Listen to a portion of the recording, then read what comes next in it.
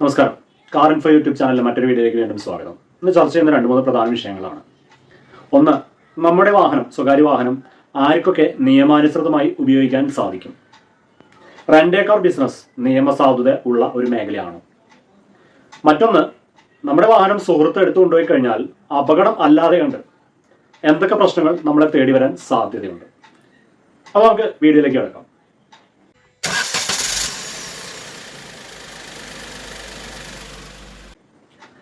കഴിഞ്ഞ ഒരാഴ്ച കാലമായിട്ട് കേരള ജനത ചർച്ച ചെയ്യുന്ന ഒരു വിഷയമാണ് ആലപ്പുഴയിലുണ്ടായ ഒരു വാഹനാപകടവും അതുമായി ബന്ധപ്പെട്ട ചർച്ചകളും. ഒട്ടുമിക്ക വാട്സാപ്പ് ഗ്രൂപ്പുകളിലും കുറച്ച് ഫോർവേഡ് മെസ്സേജുകൾ വരുന്നുണ്ട്. നിങ്ങളുടെ വാഹനം മറ്റൊരാൾക്ക് കൈമാറാൻ പാടില്ല, ഒരുപാട് കാര്യങ്ങൾ അതിനെ പറ്റിയൊക്കെ എല്ലാവരും ചർച്ച നടത്തുന്നുണ്ട്. നമ്മളും ആ വിഷയം ചർച്ച ചെയ്യുന്നുണ്ടെങ്കിലും അതിൻ്റെ മറ്റു കുറച്ച് ഡയമെൻഷൻസും കൂടെ നമ്മൾ പരിശോധിക്കുകയാണ് ഇന്നത്തെ വീഡിയോയിലൂടെ ചെയ്യുന്നത്. കുറച്ച് ലെങ്തി ആയിട്ടുള്ള വീഡിയോ ആണ്, ആരും സ്കിപ്പ് ചെയ്യരുത്. കാരണം വാഹനമുള്ള ഒരു വ്യക്തിയാണ് ഈ ചാനൽ കാണുന്നതെന്ന് വിശ്വസിക്കുന്നു. നിങ്ങൾക്ക് എന്നും സംഭവിച്ചേക്കാവുന്ന ഒരു അബദ്ധത്തെ പറ്റിയാണെന്ന് പറയുന്നത്. അതുകൊണ്ടാണ് പറഞ്ഞത് സ്കിപ്പ് ചെയ്യാതെ വേണ്ടി കാണുക എന്നുള്ളത്. മറ്റൊന്നുമല്ല, നമ്മുടെ വാഹനം ആർക്കൊക്കെ നിയമാനുസൃതമായിട്ട് ഉപയോഗിക്കാൻ സാധിക്കും? എൻ്റെ പേരിലുള്ള ഒരു വാഹനം എൻ്റെ അടുത്ത ബന്ധുക്കൾക്ക്, ബ്ലഡ് റിലേഷനിലുള്ളവർക്ക്, രക്തബന്ധത്തിലുള്ളവർക്ക് നിയമാനുസൃതമായി ഉപയോഗിക്കാം.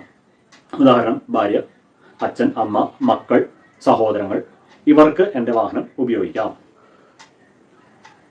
ഇപ്പോഴത്തെ കാലത്ത് നമ്മളെല്ലാവരും സുഹൃത്ത് വലയമാണ് ഏറ്റവും വലുത്, സുഹൃത്ത് ബന്ധമാണ് ഏറ്റവും വലുത് രക്തബന്ധത്തെക്കാൾ എന്ന് കരുതി പോരുന്ന ഈ കാലഘട്ടത്തിൽ വാഹനത്തിന്റെ കാര്യത്തിൽ മാത്രം സുഹൃത്ത് ബന്ധം കരുതൽ വേണ്ട ഒരു മേഖലയാണ്.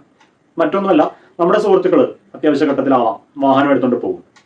ഈ വാഹനം ഇപ്പൊ കൊണ്ടുപോയത് അപകടത്തിൽപ്പെട്ടതുപോലെ എന്തെങ്കിലും ഒരു അപകടത്തിൽപ്പെട്ടാൽ നമ്മളും അതിന്റെ ഭാഗമായി മാറും. നമ്മൾ പൈസയൊന്നും വാങ്ങിയിട്ടല്ല കൊടുത്തത് സുഹൃത്തിന് വാഹനം, പക്ഷേ റെന്റിന് കൊടുത്തു എന്നുള്ള രീതിയിലേക്ക് വേണമെങ്കിൽ നമ്മുടെ നാട്ടിലെ നിയമത്തിന് ഇതിനെ വളച്ചൊടിക്കാൻ സാധിക്കും. അത്യാവശ്യ ഘട്ടത്തിലായിരിക്കും, ഹോസ്പിറ്റൽ എമർജൻസിക്ക് ആയിരിക്കാം നമ്മുടെ സുഹൃത്ത് വാഹനം കൊണ്ടുപോയത്. സുഹൃത്തുക്കൾക്ക് വാഹനം കൊടുക്കരുത് എന്നല്ല പറയുന്നത്, കരുതൽ വേണം. ഈ കരുതൽ വേണം എന്ന് പറഞ്ഞാൽ മറ്റൊരു വിഷയം പറയാം. സുഹൃത്ത് ഒരു അത്യാവശ്യമുണ്ട് എന്ന് പറഞ്ഞുകൊണ്ട് വാഹനം കൊണ്ടുപോയി അദ്ദേഹം തന്നെ ഓടിച്ചോളണം എന്ന് നിർബന്ധമില്ല. അദ്ദേഹത്തിന്റെ വീട്ടിൽ കൊണ്ടുപോയിട്ട് അവിടുന്ന് മറ്റൊരു വ്യക്തി, അദ്ദേഹത്തിന്റെ ഒരു സുഹൃത്ത്, ഫ്രണ്ട് ഓഫ് ഫ്രണ്ട്, ഈ വാഹനം എടുത്ത് ഉപയോഗിച്ചു.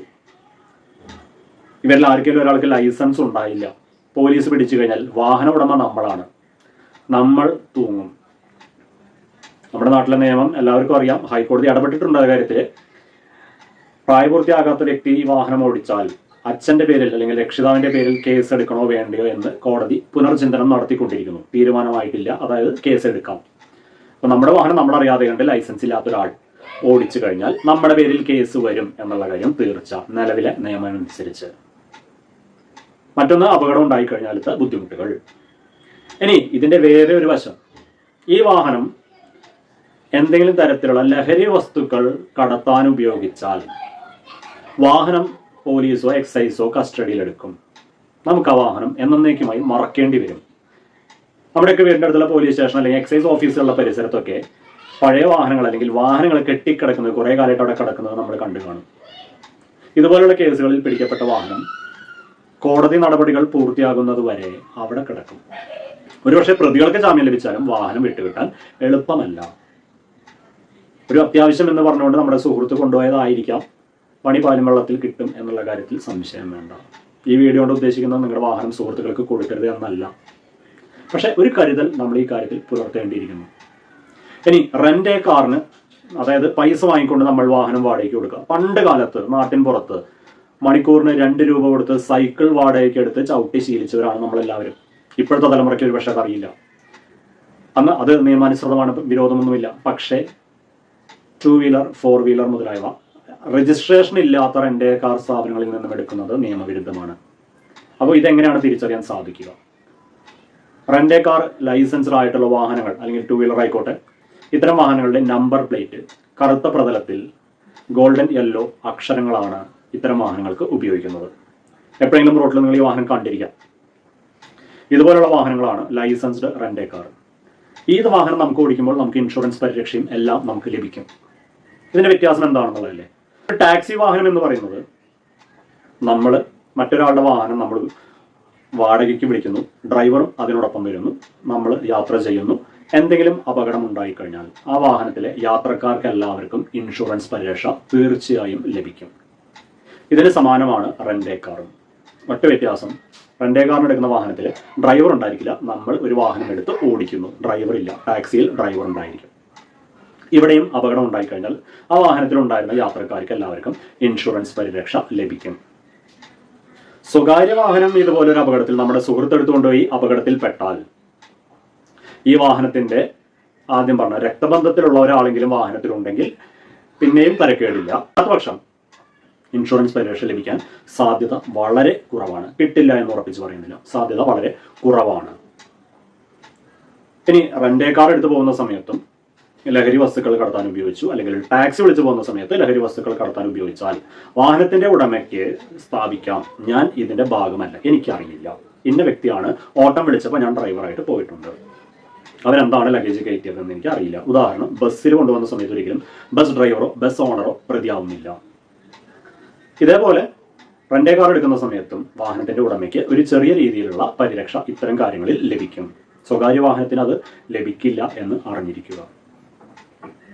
ഇനി ഇൻഷുറൻസിന്റെ കാര്യം വരുമ്പോൾ റെന്റ് എ കാറും സ്വകാര്യ വാഹനം തമ്മിൽ എന്താണ് വ്യത്യാസം?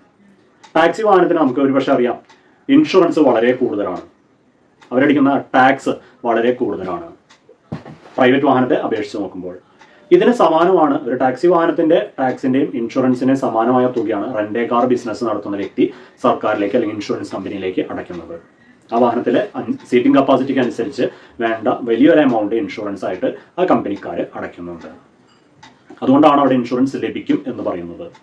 ഇനി സ്വകാര്യ വാഹനം, പുതിയൊരു വാഹനമാണ്, ഞാൻ full cover bumper to bumper insurance ഒക്കെ എടുത്തിട്ടുണ്ട് എന്നൊക്കെ പറഞ്ഞ് നമ്മളെല്ലാവരും അഹങ്കരിക്കുന്നുണ്ട്. ഇൻഷുറൻസ് പുതുക്കുമ്പോൾ എന്തൊക്കെ ആഡ് ഓൺ വേണം എന്നൊക്കെ നമ്മൾ നോക്കുന്നുണ്ട്. വണ്ടിയിൽ കോറൽ വീണാൽ അതിനുള്ള ക്ലെയിം വരെ കിട്ടാവുന്ന രീതിയിൽ നമ്മൾ ചെയ്യുന്നുണ്ട്. പക്ഷേ അവിടെ പേഴ്സണൽ ആക്സിഡന്റ് കവർ എന്ന് പറയുന്ന ഒരു സ്കീമുണ്ട്. ഇത് എത്ര പേരെടുത്തിട്ടുണ്ട്? അതായത് വാഹനത്തിലെ യാത്രക്കാർക്ക് ഫുൾ കവർ ഇൻഷുറൻസ് ഉള്ള വാഹനത്തിൽ സ്വകാര്യ വാഹനം അപകടത്തിൽപ്പെട്ടാൽ യാത്രക്കാർക്ക് ഇൻഷുറൻസ് പരിരക്ഷ ലഭിക്കില്ല. വാഹനത്തിനും വാഹനം ഓടിച്ചിരുന്ന വ്യക്തിക്കും അതിന്റെ ഓണർക്കും, പെയ്ഡ് ഡ്രൈവർ ആണെങ്കിൽ അയാൾക്കും ഓണർക്കും മാത്രമാണ് പരിരക്ഷ ലഭിക്കുക. സഹയാത്രികർക്ക് പരിരക്ഷ ലഭിക്കില്ല. അത് വേണമെങ്കിൽ സീറ്റിംഗ് കപ്പാസിറ്റിക്ക് അനുസരിച്ച് ചെറിയൊരു എമൗണ്ട് പ്രീമിയം കൂടുതൽ അടച്ച് ആ ഇൻഷുറൻസ് നമ്മൾ അധികമായി എടുക്കേണ്ടതാണ്. നിങ്ങളിൽ എത്ര പേരത് എടുത്തിട്ടുണ്ട്? ഇതൊക്കെയാണ് ഇന്ന് ചർച്ച ചെയ്യാൻ ഉദ്ദേശിച്ച വിഷയം. ഒരു അപകടം സംഭവിക്കുമ്പോഴെങ്കിലും ഇത്തരം കാര്യങ്ങൾ ചർച്ച ചെയ്ത് നമ്മൾ സ്വയം ഒരു തീരുമാനത്തിലെത്തണം. നമ്മുടെ വാഹനം ആർക്കൊക്കെ ഉപയോഗിക്കാം എന്ന് കൃത്യമായൊരു ധാരണ ഉണ്ടാക്കുക. സുഹൃത്തുക്കൾക്ക് കൊടുക്കുന്നതിന് മുന്നേ ഇത്തരം പ്രശ്നങ്ങൾ നമ്മൾ നേരിടേണ്ടി വരുമോ എന്ന് ചിന്തിച്ചതിന് ശേഷം വാഹനം കൈമാറുക. ഇനി നമുക്ക് എന്തെങ്കിലും ആവശ്യത്തിന് ഒരു വാഹനം വേണമെങ്കിൽ ഓതറൈസ്ഡ് ആയിട്ടുള്ള റെന്റ് എ കാർ ബിസിനസ് നടത്തുന്നവരിൽ നിന്ന് വാഹനം എടുക്കുക. അല്ലെങ്കിൽ അല്പം കൂടുതൽ പൈസ പോയാലും ഒരു ടാക്സി എടുത്ത് യാത്ര ചെയ്യാനായിട്ട് ശ്രമിക്കുക. മറ്റൊന്നുമല്ല, ഒരു അപകടം ഉണ്ടാകുന്ന സമയത്ത് നമുക്ക് ഇൻഷുറൻസ് പരിരക്ഷ ലഭിക്കണമെങ്കിൽ ഇത്തരം ചെറിയ കാര്യങ്ങൾ നമ്മൾ ശ്രദ്ധിച്ചേ തീരൂ. അല്പനേരത്തെ സാമ്പത്തിക ലാഭത്തിന് വേണ്ടി അബദ്ധത്തിൽ ചെന്നപ്പെടാതെ കണ്ടിരിക്കാൻ എല്ലാവരും ശ്രദ്ധിക്കുക എന്ന് അപേക്ഷിച്ചുകൊണ്ട് ഇന്നത്തെ വീഡിയോ നിർത്തുന്നു.